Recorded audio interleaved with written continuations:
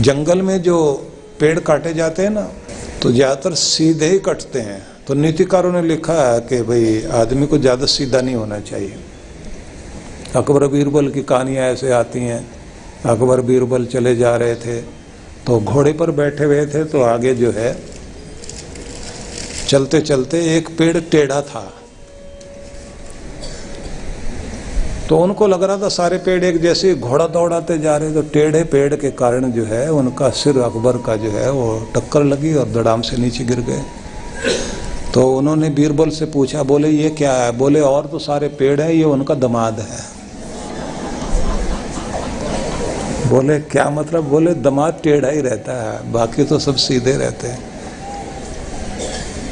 बोले ये तो बहुत खराब होता दामाद। तो बोले साहब खराब तो होता ही है। अकबर जो है माथे पे ज्यादा लगी थी, वापस आते ही उन्होंने कहा कि जो दामाद वमाद है ना, उनके लिए तो सजा होनी चाहिए। बुलाओ जितने भी हैं, उनका कुछ इलाज करें। तो इन्होंने जो है वो फांसी बनवा ली। बीरबल ने एक सोने की बनाई, एक चांदी की बनाई, एक साधारण फांसी बनाई। तो जब अकबर ने कहा कि वो सजा देने के लिए तैयार कर लिया, बोले कर लिया। क्या तैयार किया? बोले ये फांसी लाया हूँ, सोने की है, चांदी की है और एक जो है साधारण। बोले सोने की किसके लिए है? बोले सोने की आपके लिए, चांदी की मेरे लिए है, बाकी और दामाद के लिए है। उन्होंने कहा ये क्या मतलब हुआ? बोले आप भी तो किसी के दामाद है ना। अब जिसके आप दामाद हैं और उस घर में आप जाते हैं तो वहां तो आप भी टेढ़े ही रहते हैं। बोले फिर फांसी कैंसिल। बोले व्यवहार ऐसे ही चलता है। लेकिन ये बात ध्यान रख लीजिए, कितना भी नीतिकार कहते हो कि सीधे बनने से दुनिया फायदा उठा लेगी, क्योंकि दुनिया को एक ही तरीका चाहिए कि सॉफ्ट टारगेट कौन है? सीधा आदमी। एक सज्जन हमारे पास आए, उन्होंने मेरे से कहा कि बिजनेस शुरू करने चाह रहा हूं, तो मेरी इच्छा है कि कोई अच्छा पार्टनर मिल जाए। मैंने भी जो है सीधे भाव में आके कहा, भगवान करे जैसे तुम हो वैसे पार्टनर मिल जाए। बोले नहीं नहीं नहीं, नहीं। मेरे जैसा नहीं मिलना चाहिए, काम खराब हो जाएगा। सीधा आदमी मिले ना कोई। मैं तो बहुत चालाक आदमी हूं, अगर मेरे जैसा मिल गया तो उठापटक शुरू हो जाएगी। लोगों को ठगने के लिए सीधा आदमी चाहिए और परमात्मा को सब कुछ देने के लिए सीधा आदमी चाहिए। बड़ी कमाल की बात है। और भक्ति में तो बहुत सीधे होकर के जाओगे तो बात बनेगी। भक्ति में टेढ़ापन नहीं चलता। भक्ति में तभी आप सफल होगे जब आप सीधे सरल होंगे। वेदों का एक वाक्य मुझे याद आता है, यद अंतरम तद बाह्यम, यद बाह्यम तद अंतरम। जैसे अंदर हो वैसे बाहर, जैसे बाहर हो वैसे अंदर। जितने सुंदर बाहर दिखाई देते हो ना, वैसी सुंदरता अंदर ले आओ। और जैसी वो सुंदरता अंदर हो जाए और वैसी बाहर हो जाए, तो कहते हैं भगवान के बस फिर मैं दूर नहीं हूँ, फिर मैं तुम्हारे बहुत नजदीक हूँ।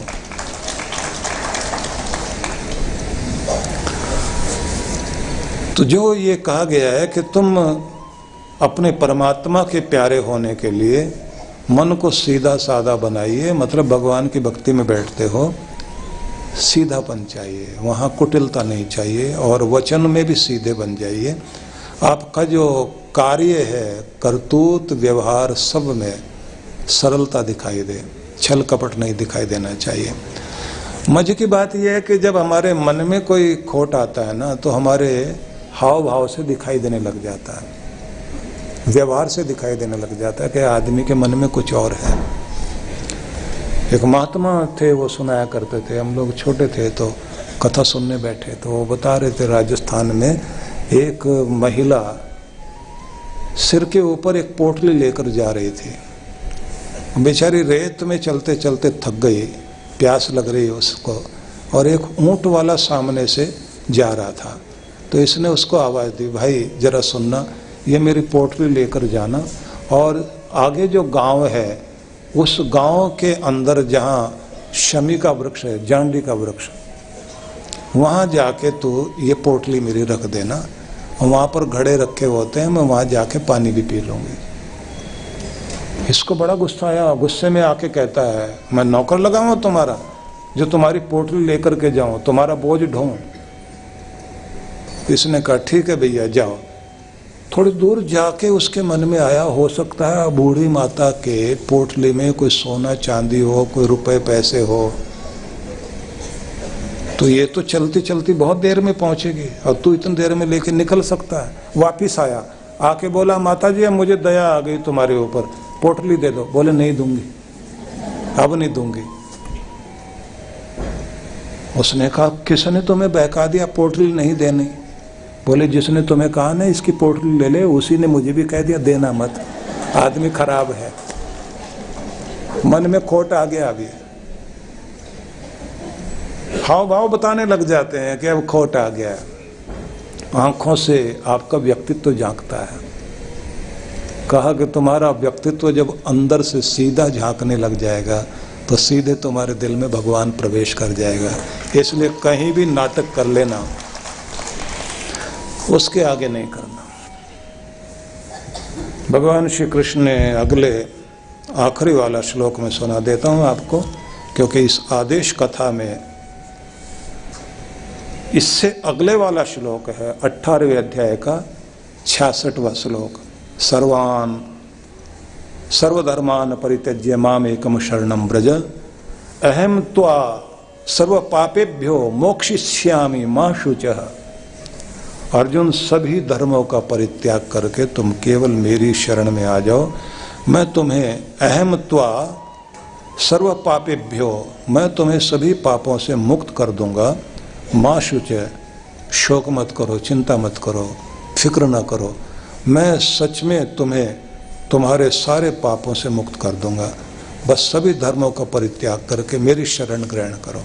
अब यहाँ भगवान ने यह कहा कि तुम्हारे जितने भी तरह के स्वभाव हों, हर व्यक्ति का काम करने का एक ढंग होता है, जैसे उसका पालन पोषण होता है, जिस वृत्ति का व्यक्ति होता है। कोई क्षत्रिय स्वभाव का है, कोई वणिक स्वभाव का है, कोई ब्राह्मण स्वभाव का व्यक्ति है।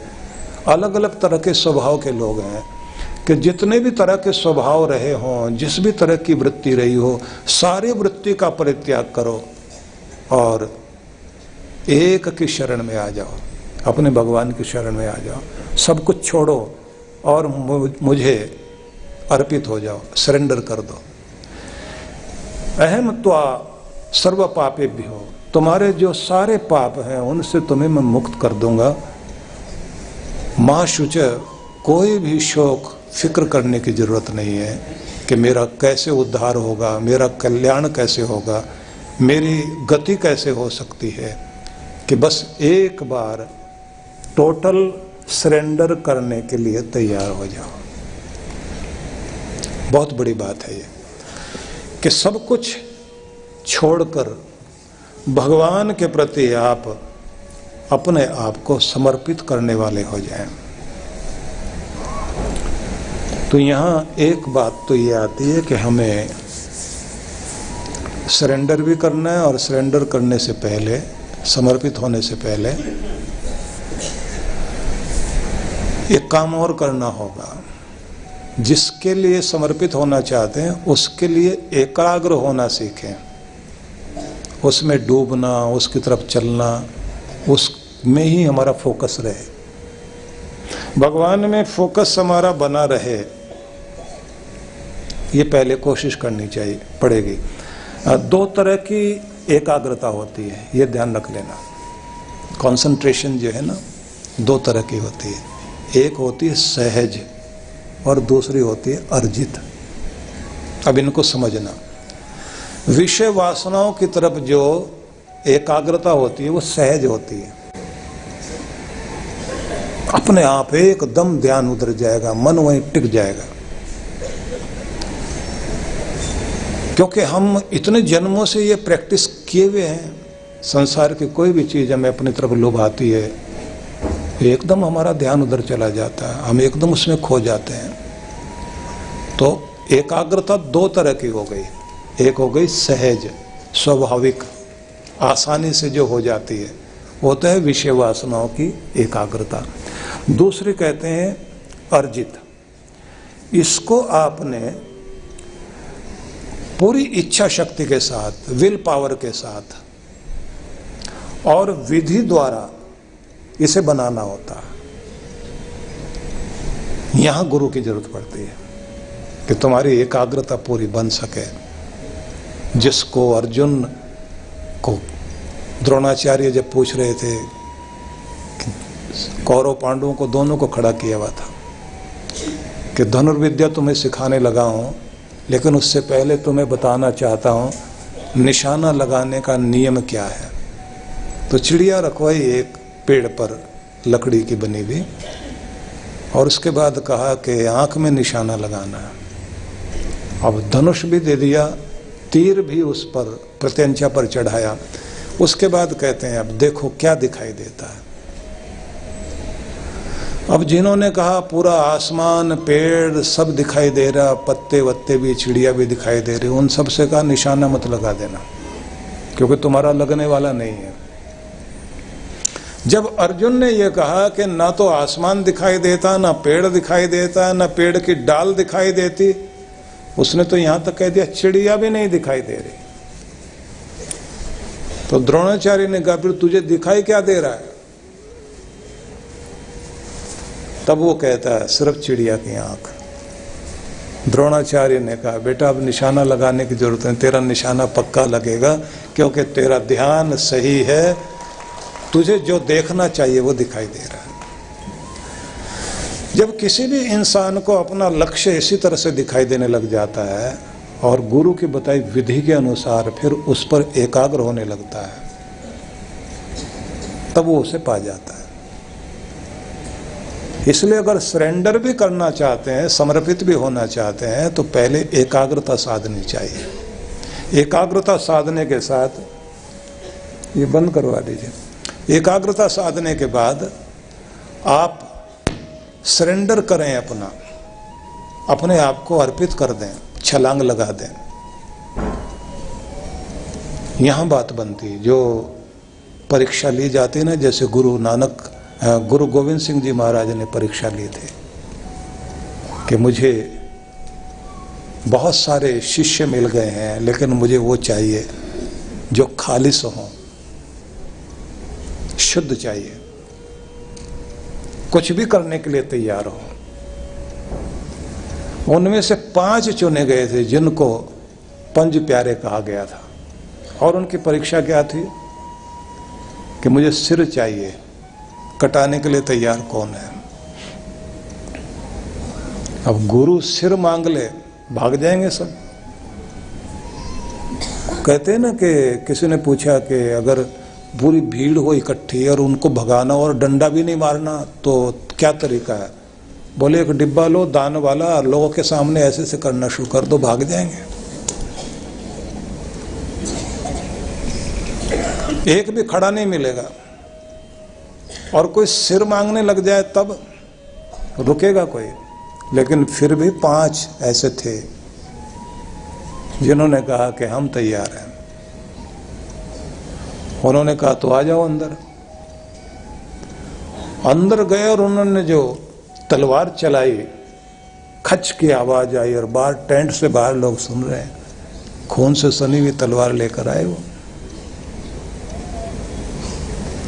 अब जो बाहर वाले थे उनमें से सबने देख लिया, एक तो गया। उन्होंने कहा अब और कोई आओ, पता तो लगे कि कौन है। उसके बाद भी आते चले गए। 5 लोग जो अंदर आए और यही सब चलता रहा, तलवार चलती रही और वो खून से सनी हुई तलवार लेकर बाहर आते रहे। आखिर में 5 को लेकर बाहर आ गए। वो खून तलवार से गिर रहा है। सब लोगों ने देखा, तलवार से गिरते हुए खून को देखा, जोरदार तालियां और जय जयकार करने लग गए सब लोग। तो गुरु ने क्या कहा कि यही है वो समर्पण वाले लोग जो अपनी गर्दन कटाने के लिए तैयार थे। ये है खालिस, इन्हीं से खालसा बनेगा, इसी से पंथ सजेगा। यही लोग हैं जो सदियों तक याद किए जाएंगे। ये ध्यान रख लेना, हर किसी आदमी के अंदर वो भावना नहीं होती। जब कुछ मांगने की बारी आती भाग जाते हैं ना लोग, पता नहीं क्या कर दें। धरती मांगती है, जमीन मांगती है, देश मांगता है, कुर्बानी मांगता है ना। मुझे ध्यान आता है रसिया के जंगी जहाज जापान के समुद्र में 70 जहाज, पानी के जंगी जहाज चारों तरफ से घेर के खड़े हुए थे। और जापान का राजा था मिकाडो। उसने उस समय घोषणा करी कि अगर जापान को बचना और जिंदा रहना तो कुर्बानी देने वाले युवकों की जरूरत है। 100 लोग चाहिए, सिर्फ 100। वो लौटेंगे नहीं, बस उनकी कहानियां लौटेंगी, क्योंकि मुझे वो चाहिए जो अपने शरीर से बम बांध करके चलेंगे। आपको आश्चर्य लगेगा कि जापान में ये कहा जाता है कि भगवान से बढ़कर भी अगर कोई चीज है तो तुम्हारा देश है। भगवान के लिए कुछ अर्पित किया जा सकता है, उससे भी कहीं ज्यादा अर्पित करना है तो अपने देश के लिए अर्पित करो। अपना सब कुछ, कुछ भी नहीं छोड़ो। इससे बड़ी कोई भक्ति नहीं होती। देश के नाम पर ताली धीरे मत बजाना, बजानी है तो जोश में बजाओ। और देखिए उसके बाद ये हुआ, 10,000 पत्र खून से लिखे हुए आए राजा के पास कि हम तैयार, हम तैयार, हम तैयार। उनमें से 100 को चुना गया और 100 लोग अपने शरीर में बम बांधकर उन जंगी जहाजों के अंदर जाके उसकी चिमनियों पर चढ़ के अंदर कूद गए, उड़ा दिया उनको। स्थिति बदल दी युद्ध की। 70 लोग चले गए, देश बचा। कुर्बानी देने वाले लोग जो होते हैं ना, अलग ही लोग होते हैं। अगर आज हम सुरक्षित बैठे हैं, हमारे देश की सीमाओं पर खड़े हुए जो अपने देश के लिए कुर्बानी देने के लिए जवान खड़े हुए हैं, उनके कारण है। भक्ति में भी ये बात जरूरी है। वही पाएगा जो सब कुछ दांव पर लगाने को तैयार हो। और गुरु की अगर सच्ची कृपा भी पाना चाहते हैं, वहां पर भी आपको अपने आप को ऐसे सरेंडर करना होता है कि दांव पर जिंदगी लगाने के लिए तैयार है। विवेकानंद बोलते थे, अमेरिका में उन्होंने कहा जाकर, मुझे 20 लोग चाहिए पूरी तरह समर्पित, मैं दुनिया को बदल सकता हूं। सुन रहे थे बहुत लोग, बड़े प्रभावित थे उनसे, लेकिन 20 नहीं मिले। एक युवती खड़ी हुई,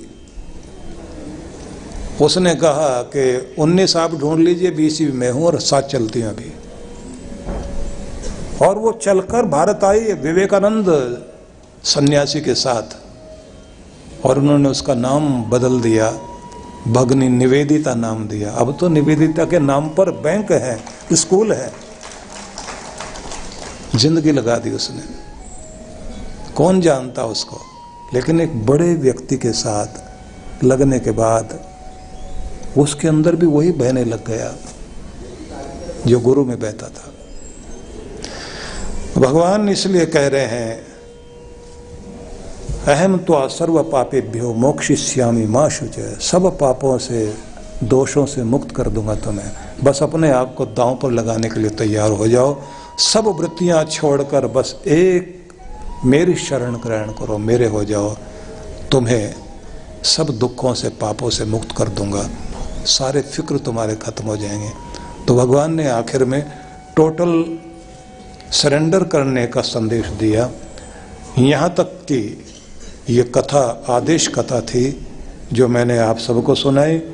और इसके बाद मैंने आपको बताना था कि हमारे हाथों की जो ये उंगलियां हैं, इन सबको अलग अलग रूपों में माना गया। जैसे अंगूठा हमारा जो बौद्धिकता का प्रतीक माना जाता है, ये जो हमारी इंडेक्स फिंगर है, ये ईगो का, अहम भाव का प्रतीक है। ये जो मध्यम मध्यमिका है, मिडिल फिंगर है, इसको सौम्यता का प्रतीक माना जाता है, सोबरनेस कहना चाहिए इसको। और अनामिका को कहा जाता है कि ये देवों को समर्पित है, क्योंकि प्रेम का, पवित्र प्रेम का प्रतीक ये है। और रक्त प्रवाह में भी इसका बड़ा योगदान है, इसी में अंगूठी, रिंग फिंगर इसको बोलते हैं ना। और आखिर वाली जो है लिटिल फिंगर, जिसको कनिष्ठिका बोलते हैं, ये स्नायु तंत्र का प्रतिनिधित्व करती है। इसके बाद आती है मुद्राएं। इन मुद्राओं के साथ में आपको बैठना होता है और उन मुद्राओं के साथ आपकी भाव भंगिमाएं बदलती हैं, आपका मूड बदलता है। और फिर गुरु विधि बताता है कि इस विधि के साथ मंत्र का प्रयोग करना शुरू करो। तो कल से एक यात्रा शुरू होगी उन सब लोगों के साथ जो मंत्र साधना के लिए तैयार हैं। मंत्र जप की विधि सीखेंगे, मंत्र सिद्धि की विधि सीखेंगे, मंत्र के चमत्कारों की विधि सीखेंगे, प्रार्थनाओं की शक्तियों को जागृत करने की विधि सीखेंगे, और अपने पाप ताप को जलाने के लिए किन तरह से मंत्रों के द्वारा अपना प्रयोग करना चाहिए, वो सारा आप लोग सीखेंगे। और मैं चाहूँगा कि आपकी भक्ति अब तक जहाँ तक पहुँची है उसे और उत्कृष्ट बनाया जा सके, उसके लिए एक सुंदर अवसर कल से मिलेगा, जिसका मैं आप सबको निमंत्रण दे रहा हूँ। तो अपना रजिस्ट्रेशन कर लें जल्दी से, और कल समय से आकर आप लोग बैठ जाएंगे। अब आखिर में एक भजन मिलकर हम लोग बोलते हैं, और ये लोग फिर सूचना वाले लोग आ गए बीच में, तो पहले जो है वो भजन करते हैं। कभी कभी ऐसी भी चीज़ें होती हैं। एक हमारे सज्जन थे तो बड़े हड़बड़ाहट में बोला करते थे, उनको अनाउंसमेंट करने का मौका देते थे तो एकदम ये बोलते थे, भाइयों बहनों एक चूसना है, सूचना नहीं बोलते थे, एक चूसना है, मुंह से कुछ का कुछ निकलता था। और भी बहुत विधियां थी उनकी, लेकिन आपका ध्यान, और भगवान ने गीता में आखिर में ये कहा, ये ध्यान रख लीजिए कि गीता जो है वो समृद्धि, साम्राज्य और सफलता दिलाने के लिए एक बड़ा ही अद्भुत कार्य करती है। क्योंकि अर्जुन को युद्ध में जीत मिली, साम्राज्य मिला, यश कीर्ति मिली, और गीता का ज्ञान मिला, कल्याण हुआ, क्योंकि भगवान की शरण ग्रहण की थी। तो गीता एक ऐसा ग्रंथ है जो आप इसकी कथा जब सुनते हैं और इसे जब जीवन में उतारते हैं तो हर रूप में आपको सफलताएं प्राप्त होती हैं, क्योंकि जीवन को उत्कृष्ट बनाने वाला महान ग्रंथ है। दुनिया के सफल लोगों के पास गीता हमेशा रही है। भगवान ने आखिर में कहा, यह इमं परमं गुह्यम मद भक्तेषु अभिधास्यति भक्तिम मयि पराम कृत्वा माम एव एष्यति असंशयम। जो भी कोई इस गीता को सुनेगा, सुनाएगा, सिखाएगा, इस रहस्य को दुनिया को तक पहुंचाने के लिए जो भी कुछ इसके लिए कर सकता है, मेरे प्रति अधिक से अधिक भक्ति युक्त प्रेम को जो भी प्रकट करेगा, निश्चित रूप से वह मुझे प्राप्त होगा, मुझ तक पहुंचेगा। न च तस्मान मनुष्येषु कश्चन में प्रियकृततमः भविता न च मे तस्मादन्य प्रियतरो भुवि। मनुष्यों में उससे अधिक मेरा कोई प्रिय कार्य करने वाला नहीं होगा, न कोई है। संसार में उससे बढ़कर मुझे और कोई प्यारा नहीं लगेगा। वही प्यारा लगेगा जो मेरे इन वचनों को सुनेगा, सुनाएगा, इसका प्रचार करेगा, गीता में जो रुचि रखेगा। कृष्ण भगवान कहते हैं वो मुझे सबसे ज़्यादा प्यारा लगेगा, आशीर्वाद पाएगा। इसलिए और सब कुछ कराओ न कराओ, गीता कथा होनी चाहिए, गीता के लिए कार्य करना चाहिए। कहते हैं अदेश्यते च य इमं धर्मं संवाद मावयो ज्ञान यज्ञेन तेनाह मिष्ट श्यामिति मे मति। जो पुरुष पवित्र मेरे तुम्हारे अर्जुन संवाद को, मतलब इस गीता का जो अध्ययन करेगा, जीवन में अपनाएगा, मैं ऐसे ज्ञान यज्ञ के द्वारा पूजित हो जाऊंगा। जितने भी यज्ञ कोई करे उसका यज्ञ सफल हो ना हो, लेकिन गीता के द्वारा उसका यज्ञ जरूर सफल हो जाएगा। उसकी पूजा सफल मानूंगा मैं, क्योंकि उसकी पूजा मैं स्वीकार करूंगा। ऐसा भगवान कृष्ण ने कहा। सभी तरह के तनाव दबाव को मुक्त करने के लिए और प्रसन्नता देने के लिए गीता का संदेश सबके लिए बड़ा महत्वपूर्ण है। इसलिए मैंने इन दिनों में कुछ अलग अंदाज से कुछ चीज़ें सुनाई।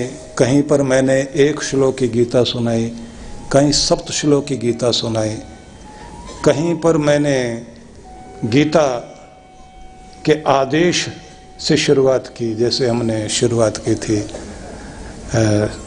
सूरत से, गुजरात से, और आज इसका ये समापन हो रहा है।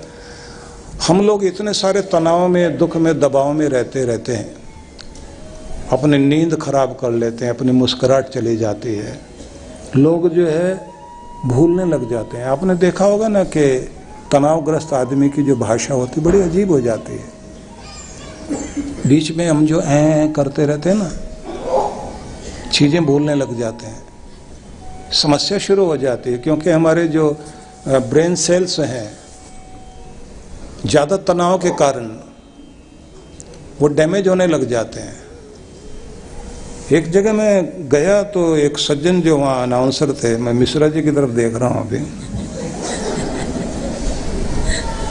ये तो बहुत अच्छे हैं, लेकिन एक बहुत प्यारे अनाउंसर मिले हमको। उन्होंने एकदम हमारी तरफ देखा और देख करके एकदम लोगों से बोले, भाइयों बहनों, आप लोगों को बहुत बड़ी ये हुई होगी, ये बहुत बड़े वो आए हैं हमारे बीच में और बहुत बड़ा वो इनका हम सब करते हैं और बहुत बड़ी बड़ी वो सब ये हमको सुनाने वाले हैं। तो मेरा मौका जब आया, मैंने कहा जो मेरे लिए ये वो कर रहे हैं, भगवान करे इनके लिए भी वही, और मैं भी इनका वही करता हूँ जो मेरे लिए वो कर रहे हैं।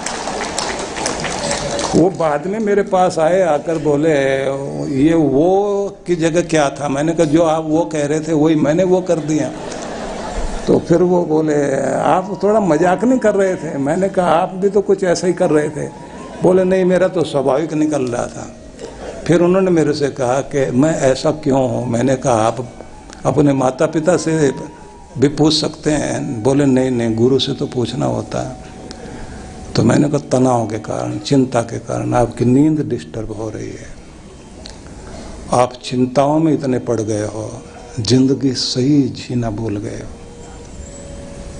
बोले आप सच कह रहे हैं, मैं अपने बिजनेस में रन बनाने में इतना मशगूल हो गया, मुझे लगता आउट ही होने वाला हूँ अब तो। बहुत लोगों की जिंदगी में ये समस्याएं हैं। जिन सज्जन की मैं बात बता रहा था ना कि वो बोलते थे भाइयों बहनों एक चूसना है, वो भी इसी तरह के सज्जन थे। उन्होंने जब वो सुनाना शुरू किया, भाइयों बहनों आज एक और आपको मैं बताना चाहता हूँ, हमारे फलाने वाले कालरा जी, उनका नाम बताया उन्होंने, प्रमोद कालरा जी जो है ना, उनकी डेथ हो गई। फिर वो बोले नहीं उनकी नहीं, उनके छोटे भाई की हुई। बाद में बीच वाले का नाम ले दिया। बोले मुझे भी रोकना पड़ा उनको। मैंने कहा आप रुक जाइए, कहीं ऐसा ना हो खानदान खत्म कर दो।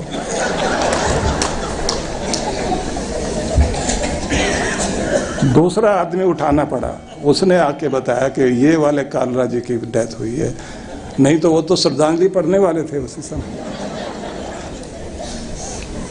उसके बाद उनसे हमने, क्योंकि वो उस मंडल के अध्यक्ष भी थे, उनसे हमने कहा कि आप ये अनाउंसमेंट और सूचना वोचना मत दिया करो। रोने लग गए। उनकी पत्नी को मनाया कि आप इनको समझाओ किसी तरह से, क्योंकि आज तो पूरे खानदान पर आ गए थे ये। और बाद में उन्होंने कहा कि मेरे साथ ऐसा क्यों होता है। मैंने कहा इसलिए होता है, बहुत ज़्यादा टेंशन लेते हो। बोले इनको ऑफिस से आते हैं, घर में भी लैपटॉप लेकर के रात तक बैठे रहते हैं और सवेरे भी ऐसे जो है उठते हैं। इतने बिजी हो गए हम लोग, हमें बहुत ज्ञान की, भक्ति की, साधना की आवश्यकता है। हम जैसे जैसे अपने आप को थोड़ा इधर लेकर आएंगे ना, तो सहज जीवन जी सकेंगे। थोड़ी छुट्टी भी मनानी चाहिए। छुट्टी मनाए तो उस समय खुद को बिजी नहीं करो, अकेले बैठो, थोड़ा म्यूजिक सुनो। इसलिए मैं बार बार कहता हूं कि आप साधना के क्षेत्र में आइए। जब हम लोग कहते हैं ना कि आपकी रात किस तरह से आप अपनी नींद की तरफ जाओगे, रात्रि में आखिरी के जो 17 मिनट होते हैं वो बड़े महत्वपूर्ण होते हैं। उन 17 मिनट का ठीक प्रयोग करिए। तो कल का निमंत्रण मैं आपको फिर से दे रहा हूं और सबके लिए बहुत बहुत शुभकामनाएं।